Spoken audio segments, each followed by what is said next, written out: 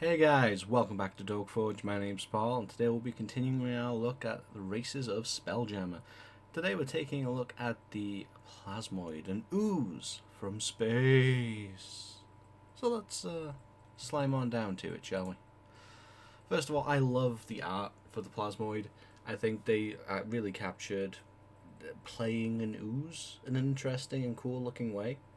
I'm sure that there are certainly going to be shenanigans, but I really like how you have this, I don't know, Play-Doh-esque kind of looking figure, but they're still kitted out for adventure. You know, they still have a quiver, rope, a backpack, all the other stuff. They're not just a blob holding a stick. And I really like that. So, as we are doing with all of the Spelljammer races, we'll take a bit of a more in-depth look at the information provided, or the fluff if you would like. So plasmoids are amorphous beings with no typical shape. In the presence of other folk, they adopt a similar shape. So, if they're in the presence of bipedal humanoids, they're going to take on the form of a bipedal humanoid. But there's little chance of mistaking a plasmoid for anything else. They consume food by osmosis, the same way an amoeba does, and excrete waste through tiny pores. So if you think that was sweat when that plasmoid hugged you after that fight, think again.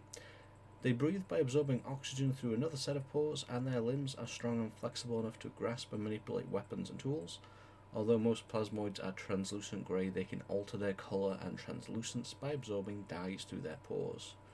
I really like that. That's really interesting how they, instead of wearing clothes, might instead carry around a set of different dyes. Today I want my leg portion to be this colour maybe, or I want my entire body to be a bit reddish today.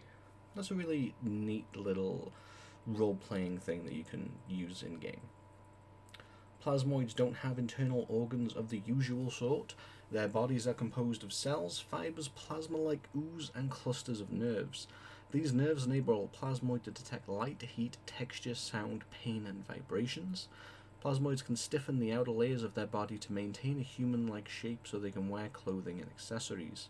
They speak by forcing air out of tubular cavities that constrict to produce sounds. When plasmoids sleep, they lose their rigidity and spread out, and are thus sometimes mistaken for a rock or some other feature of the environment.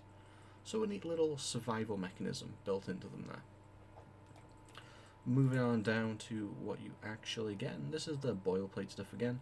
So you're going to get +2 and +1 to stats of your choice, or 3 +1s to 3 stats of your choices. Languages is going to be common, and one other language that you and your DM agree is appropriate for your character and the campaign. And they're going to be about as big, heavy, and live as long as a human. Creature type, you are an ooze. That is interesting. The typing is, I'm sure that different campaigns will experience it differently, but by not being humanoid, there's just a lot of stuff that doesn't affect you both in a positive and a negative way. Like, you can't be targeted by charm person or hold person because you're not a humanoid, which is interesting. Size, you can be medium or small, your choice. You have a walking speed of 30 feet. It would have made sense to give these guys like a really slow climb speed. I think that would have been cool. But at the same time, they're also moving away from mismatched speeds. So I can see why not. Amorphous. You can squeeze through a space as narrow as 1 inch wide provided you are wearing and carrying nothing. You have advantage on ability checks you make to initiate or escape a grapple. Now this is really cool.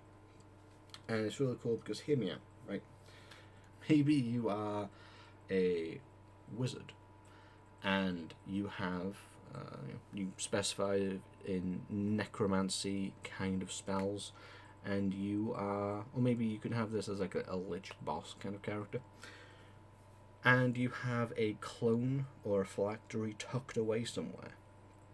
Well, if you are an ooze, then you can literally have this place with an opening the size of an inch, like a little tiny drain hole that no other adventurers could really pass through, but you can just slide on through. And then once you're on the other side, you can use something like demiplane to extract all of your supplies and fill out the room, giving you a really hard to access bunker or safe room.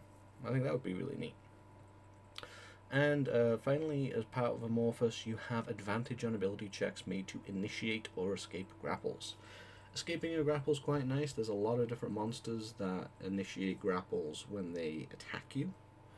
But also having it on advantage when you initiate a grapple also makes these great for grapple builds. You can easily throw, say, a rogue Plasmoid together with expertise on grappling. Well, grappling, expertise on athletics. And then, roll advantage with a plus 6, 7, whatever your strength modifier is, plus your double proficiency bonus. This could be a really fun way to use an ooze, wrapping yourself around people. They get dark vision out to 60 feet. They can hold their breath for an hour. Now, holding your breath is normally a really niche thing in most games because it's like, okay, maybe if there's underwater portions, or more likely you're going to seek out underwater portions so that you can use that.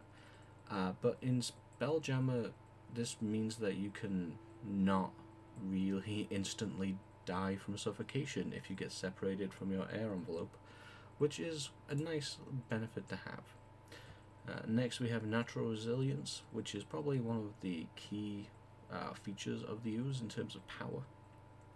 You have resistance to acid and poison damage, and you have advantage on saving throws against being poisoned.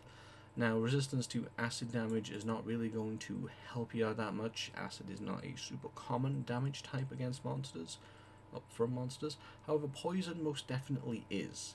So wrapping an additional resistance, even if it is a niche one, into poison resistance is a very good feature to have. And finally, shape self. You are an ooze. How does that work? So as an action, you can reshape your body to give yourself a head, 1 or 2 arms, 1 or 2 legs, and makeshift hands and feet, or you can revert to a limbless blob. While you have a human-like shape, you can wear clothing and armor made for a humanoid of your size. And as a bonus action, you can extrude a pseudopod that is 6 inches wide and 10 feet long, or reabsorb it into your body. As part of the same bonus action, you can use this pseudopod to manipulate an object, open or close a door or container, or pick up or set down a tiny object. The pseudopod contains no sensory organs and can't attack, activate magic items, or lift more than 10 pounds. So if you were thinking that you could use this to look around corners, think again, unless you use it to hold a tiny mirror like everybody else. This is nice. It gives you a way to manipulate your shape in useful ways.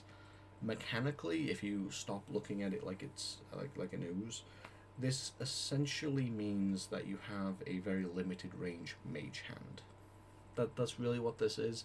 No more than 10 pounds, can't activate magic items or attack. It's basically just a really gooey mage hand with a very limited range. But it's fun. Shape self, I'm pretty happy with all this. In terms of the race overall, I'm pretty happy. Again, I would have liked to have seen a slow climb speed. I think that would have been fun. But with their current direction of equalizing all speeds, that doesn't really fit, and I don't think they should have a 30-foot climb speed.